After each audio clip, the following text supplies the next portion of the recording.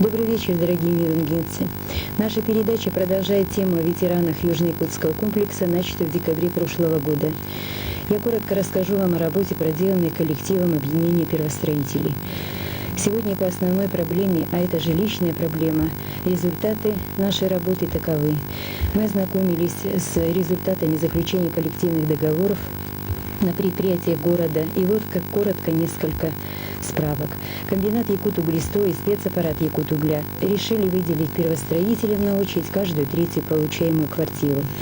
Нерюнгринский домостроительный комбинат решил выделить на очередь первостроителям 15% от всех выделяемых в году квартир. Очень хорошее решение приняли и Центральная городская больница. 30% всех квартир они отдают на очередь первостроителей. И уже первые 5 квартир отданы на эту очередь. Еще один коллектив, а это ПТУ Якутугля, решили проблему разом, чтобы не возвращаться снова к ней. Всех первостроителей они решили переселить в один дом, а это 24-квартирный, строящийся хозяйственным способом дом. Но есть и отрицательные примеры. Так, управление тепловодоканал ликвидировал на конференции трудового коллектива, ликвидировал очередь ветеранов, созданную в прошлом году и действующую в прошлом году. Учитывая создавшееся положение, комитет первостроителей обратился за помощью к депутатам и нашел у многих понимание и поддержку. В состав комитета вошли начальник НДСК Ганкин Марс Борисович, Телегон Илья Николаевна. Активное участие принимают депутаты от МДЗ, Верховного Совета СССР Маляев, Горсовета Фролов, Елагин, Галиулин, Фабер, Телегон. Нашли мы понимание и поддержку и руководители Якутуглестроя и Якутугля. Состоялись на днях встречи с этими руководителями. Результаты рождают надежду. Я предлагаю вам послушать мнение по этой проблеме депутата городского совета Телегон Ильи Николаевны. Комитет первостроителей действительно проделал очень большую работу. Но пока все-таки мое личное мнение, руководство городского совета и руководство предприятий нашего города не совсем всерьез принимают, мне кажется, деятельность нашего объединения. В повестке дня сессии отдельно вопрос о МДЗ и первостроителях не стоит. Поэтому комитет первостроителей и группа народных депутатов городского совета подготовили письмо к 7-й сессии с предложениями по решению жилищной проблемы первостроителей. Я сейчас зачитаю те пункты, которые мы предлагаем. Первое. Принять вариант поэтапного по годам переселения первостроителей. 74, 75, 76. В 91 году 531 семья. Из них, в промзоне живет 74 год 6 семей, 75 9, 76 28 семей. Дальше, 77-78 год, в 92 году это 440 семей.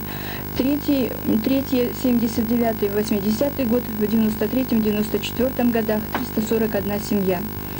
Второе, направить, тут процент мы еще не будет он решен, 30% предлагаем жилья от тех 40 тысяч квадратных метров, которые выделены Минуглепромом под переселение из промзоны на улучшение жилищных условий первостроителей, а освобождающиеся использовать под переселение из промзоны. Третье. Во избежание дальнейшего увеличения числа проживающих в промзоне, городскому совету узаконить двойное переселение из промзоны и предлагаем в порядке до 1984 года включительно и первостроителей переселять в каменное жилье, а остальных в деревянные дома без снятия с очереди. Четвертое. Принять единый по горсовету порядок закрепления освобождающегося после переселения первостроителя жилья за тем предприятием или организацией, которое улучшило жилищные условия первостроителей. Пятое. Вернуться к рассмотрению вопроса о создании единой очереди первостроителей Южно-Якутского комплекса при горсовете, для чего обратиться к предприятиям города с предложением о выделении 10% от вводимого жилья в распоряжение горсовета для решения жилищной проблемы первостроителей. Письмо это подписали народные депутаты городского совета, а также народные депутаты СССР Митин, народный депутат Якутской Саха СССР Маренный и Маляев. Жизнь доказывает, что отмахнуться от этой проблемы не удастся. Решаем мы ее уже год и будем решать, наверное, до тех пор, пока не будет все-таки принята единая городская жилищная программа. А пока, значит, получается так, что мы решаем, все-таки городской совет весь пытается выполнить предвыборную программу одного единственного депутата, Эдуарда Яковлевича Эстерлейна. Второй вопрос, который меня очень волнует, это состояние жилья, жилищного фонда НДЗ. С великим трудом рожденное жилищно-коммунальное хозяйство, единое городское, оказалось, в общем-то, котом в мешке. Городской бюджет будет содержать это аварийное, сгноенное жилье, а домовладельцами остаются по-прежнему наши комбинаты и объединения. Ну и спросить с них нельзя. Не могу также согласиться с практикой, которая переселение из аварийного жилья в неотремонтированные квартиры, в почти такие же условия, из которых люди выселяются. И все это делается именем закона. Но чем мы придем к сессии? Дай Бог, чтобы депутаты были готовы к решению этого вопроса, чтобы они, то меньшинство, которое у нас есть в НДЗ 1 и 2, все-таки смогло переломить большинство. И на это надеются первостроители. Пора уже делать нам первый шаг. Так, я предлагаю высказаться по этой проблеме депутату городского совета Фролову Михаилу Ивановичу. На мой взгляд, этот вопрос, большой вопрос, важный вопрос. Нельзя решение этого вопроса затягивать.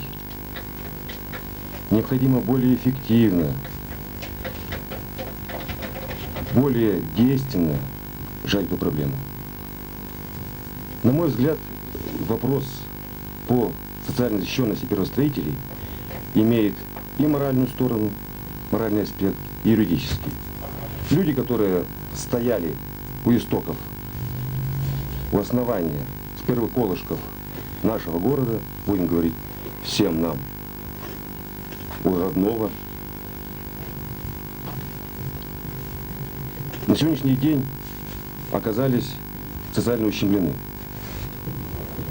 Все эти красивые байки, что ранее якобы и снабжение было великолепней, и условия бы жизни в городе были намного лучше, чем сейчас, они не соответствуют действительности.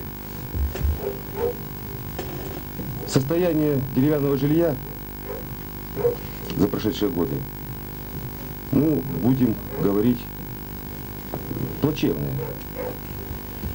Выступая на сессии, я с полной ответственностью говорил, что планомерно деревянное жилье приводилось в плачевное состояние. В ноябре месяце, анализируя работу по ремонту деревянного фонда жилого, мы взяли на анализ деятельность РИМСУ за последние 4 года. Картина, конечно, была удручающая. План делались на дорогах, на новом строительстве, на строительстве того же здания Якутулестроя, банкомата. А объекты, которые фигурировали в титуле ремонта деревянного жилья, переходили исправно из года в год, потом исчезали из титула. В лучшем случае выполнялся косметический ремонт, как пример по Южно-Якутской 18/1. 3-4 доски на крыльце прибито. Сантехника как была, еле дышащая. Канализация как истекала фекалиями под дом, так все и осталось.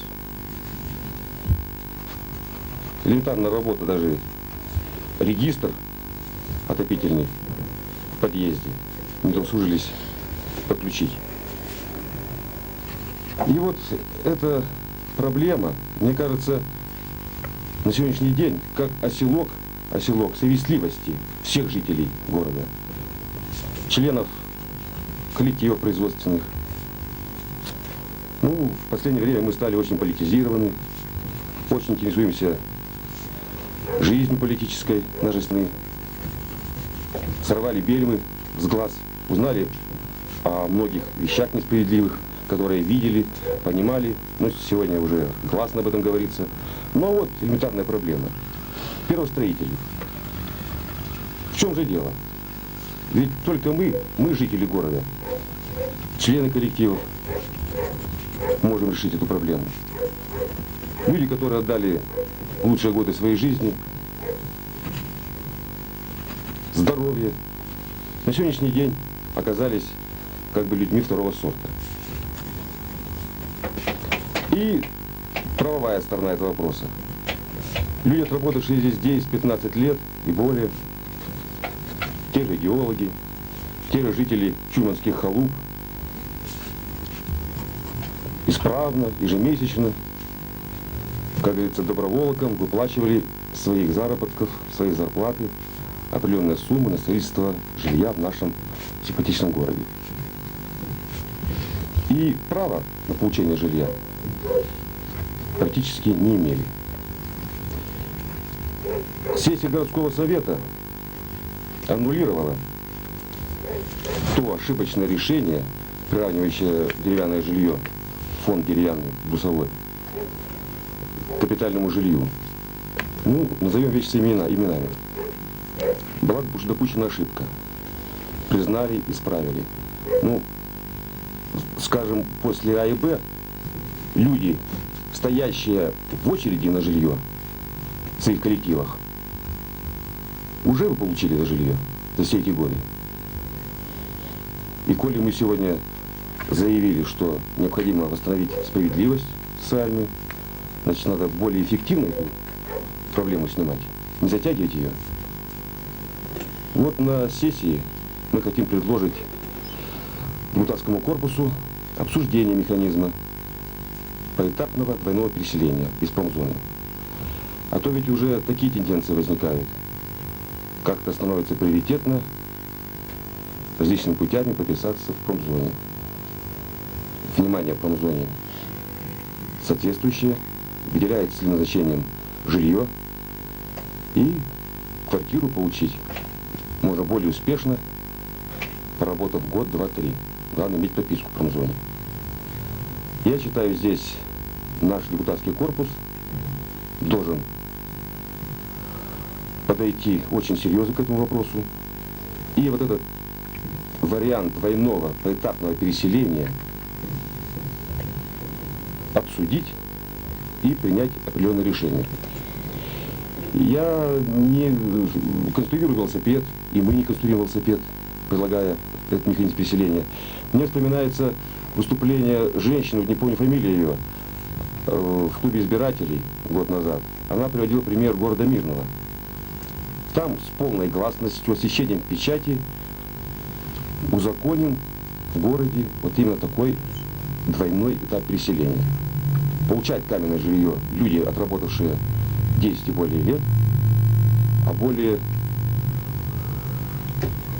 в ближнее время не приехавшие переселяется деревянное. То есть идет по кругу. Двойное переселение. Это, на мой взгляд, более справедливо. Мы, то есть комитет первостроителей, выходили с обращением на 6-ю сессию и предлагали свою помощь и участие в разработке общегородской программы решения жилищной проблемы первостроителей. К сожалению, на наше обращение горсовет не откликнулся. Рассматриваться на сессии будут программы Якутуглестроя и Якутугля, которые, на наш взгляд, все-таки не безупречны. В заключение я хочу выразить надежду, что 7-я сессия и производственные коллективы города перейдут к более эффективным и действенным решениям жилищной проблемы первостроителей. Я обращаюсь к депутатам городского совета нужно принять решение, которое бы стронуло с мертвой точки эту проблему, поскольку по трудовым коллективам она решается слабо, она медленно решается, почти зашла в тупик эта проблема. Потому что, вот пример я вам приводила ранее, это управление тепловодоканал. Значит, люди остаются обреченными на существование с каждым днем стареющим в жилье, которое день ото дня приходит в упадок. И у них отсутствует надежда. Многие из них уже отдали северу по 15 и более лет, настрадались здесь, намерзлись, на руках вынесли эту стройку, они заработали право на хорошее человеческое жилье. Я прошу и жителей города откликнуться на эту проблему в печати, поддержать нашу просьбу, наше обращение, наше требование, да, к депутатскому корпусу. Замалчивать и тянуть решение этой проблемы просто невозможно. На этом мы заканчиваем передачу. До свидания, дорогие товарищи. Всего доброго.